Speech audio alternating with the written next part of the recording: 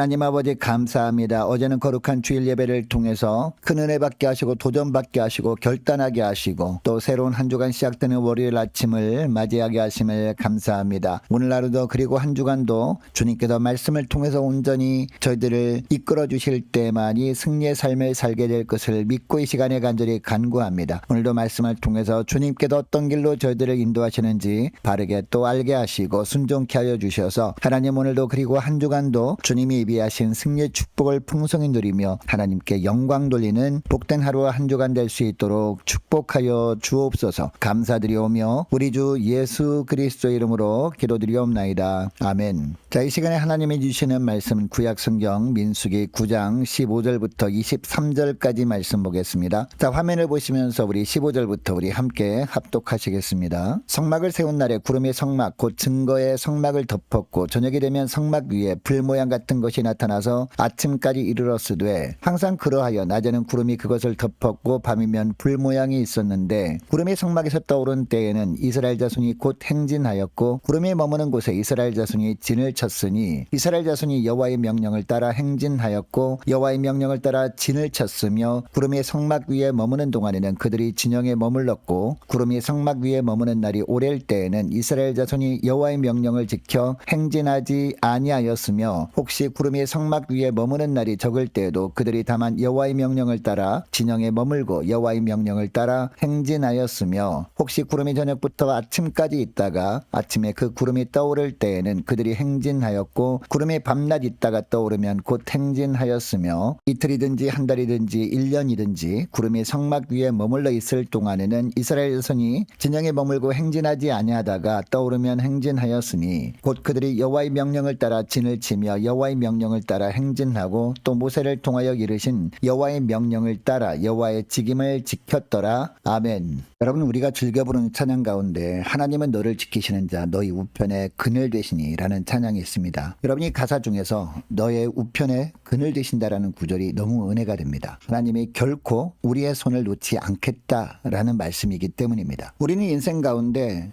너무나 힘든 문제를 만나면 심지어 쓰나미 같은 엄청난 고난의 상황을 만나게 되면 사랑하는 사람의 손을 놓을 수밖에 없습니다. 그러나 우리 하나님은 그 어떤 상황 속에서도 결코 우리의 손을 놓지 않으시겠다고 하십니다. 자, 오늘 본문 15절에 보니까 성막을 세운 날이었습니다. 이날 성막을 다 세운 후에 구름이 성막을 덮습니다. 그리고 저녁이 되면 성막 위에 불 모양 같은 것이 나타나서 아침까지 사라지지 않았습니다. 그런데 16절을 보니까 항상 이렇게 하였다라고 하십니다. 여러분, 하나님께서 저녁이 되면 불 모양 같은 것을 보내신 이유가 무엇일까요? 당시 광야는 낮에는 뜨거운 태양이 내리쪼였습니다. 그러나 밤이 되면 급격히 기온이 내려가면서 추위에 떨어야 했습니다. 그래서 하나님은 당신의 백성들을 추위에서 지키시기 위해서 불을 보내셨던 겁니다. 그리고 낮에는 숨을 쉬기조차 어려운 뜨거운 직사광선으로부터 막아주시려고 하나님께서 구름으로 덮어주신 것이었습니다. 이렇게 당신의 백성들을 보호하셨는데 항상 보호하셨다라고 하십니다. 이렇게 당시 광야길을 걷던 백성들을 돌보신 하나님은 오늘을 사는 우리들도 변함없이 돌보시길 원하십니다. 당신의 자녀들을 눈동자처럼 지켜주고 계십니다. 졸지도 않으시고 주무시지도 않으시면서 우리 곁에서 우리를 보호해주고 계심을 믿으시기 바랍니다. 여러분, 이것을 믿는 사람은 세상에서 그 무엇이 위협해도 두려워하지 않습니다. 그래서 바울 사도는 로마서 8장 38절부터 보면 이렇게 고백합니다. 내가 확신하노니 사망이나 생명이나 천사들이나 권세자들이나 현재의 일이나 장래의 일이나 능력이나 높음이나 깊음이나 다른 어떤 피조물이라도 우리를 우리 주 그리스도 예수 안에 있는 하나님의 사랑에서 끊을 수 없으리라 라고 고백합니다. 그리고 다윗도 이런 고백을 하죠. 내가 사망의 음침한 골짜기를 다닐지라도 해를 두려워하지 않을 것은 주께서 나와 함께 하심이라 라고 고백합니다. 여러분, 사망의 음침한 골짜기는요, 맹수들이 득실거리는 곳이었습니다. 예측할 수 없는 위험이 도사리는 그런 곳이었습니다. 어느 누구라도 두려움에 떨 수밖에 없는 장소이기 때문에 사망의 음침한 골짜기라고 표현을 한 겁니다. 그런데 다윗은 이런 곳에 다녀도 자기는 두려워하지 않는다라고 고백합니다. 그 이유가 무엇이라고 하고 있습니까? 하나님이 내 편이시라는 고백 때문입니다. 여러분, 하나님은 오늘도 우리들에게 구름 기둥과 불 기둥을 허락하십니다. 이때 주님께서 우리에게 원하시는 것이 있습니다. 그것이 바로 신앙 고백입니다. 하나님의 내 편이라는 분명한 고백을 주님은 듣기를 원하신다는 겁니다. 여러분, 이 새벽에 주님이 우리에게 원하시는 것도 바로 하나님은 내 편이라는 확신 있는 고백인 줄 믿습니다. 오늘 말씀을 듣고 이러한 더욱 분명한 고백을 날마다 주님 앞에 하심으로 말미암아 하나님께서 오늘도 구름 기둥과 불 기둥으로 인도해 주시는 그런 축복된 하루가 되시기를 주의 이름으로 축복합니다. 자, 그리고 17절부터 보니까 이스라엘 백성들이 드디어 행진을 시작합니다. 그런데 그들이 행진할 때 특별한 모습이 있습니다.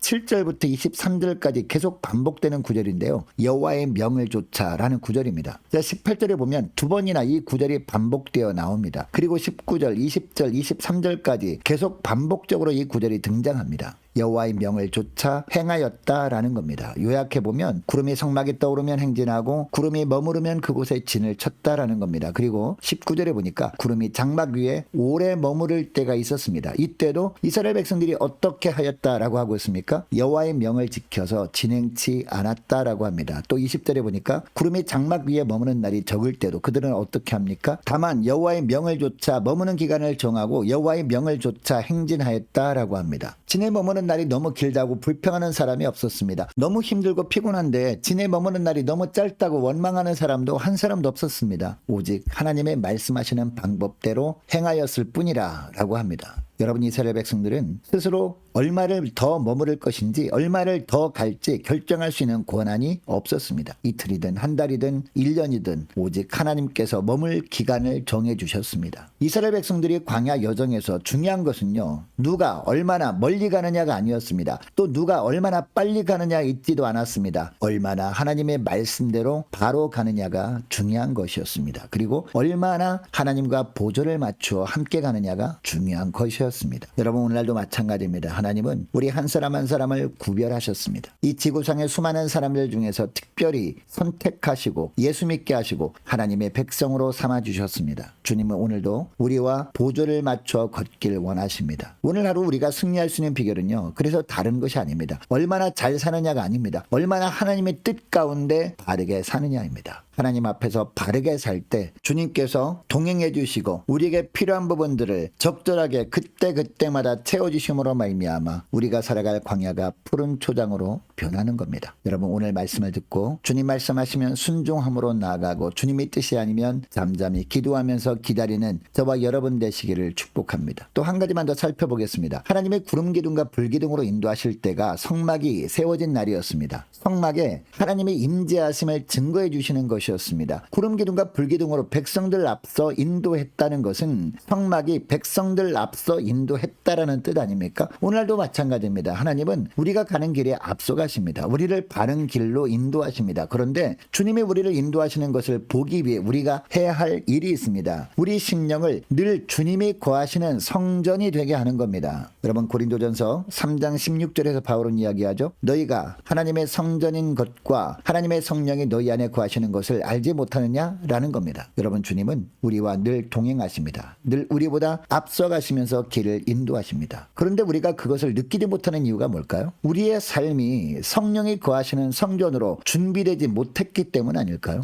여러분, 우리의 말하는 습관을 생각해 보시기 바랍니다. 살펴보면 감사거리가 너무나 많은데도 불구하고 불평하는 말만 입에 달고 살고 있지는 않았습니까? 이렇게 살고 있었다면 성령이 우리 안에 거하실 공간이 없는 겁니다. 우리 가운데 성령의 열매가 있을 때 성령이 거하시는 겁니다. 그때 성령 하나님이 우리 삶 가운데 일하심을 비로소 보게 되는 겁니다. 성령 하나님이 우리 앞에 가심을 느끼게 되는 것이죠.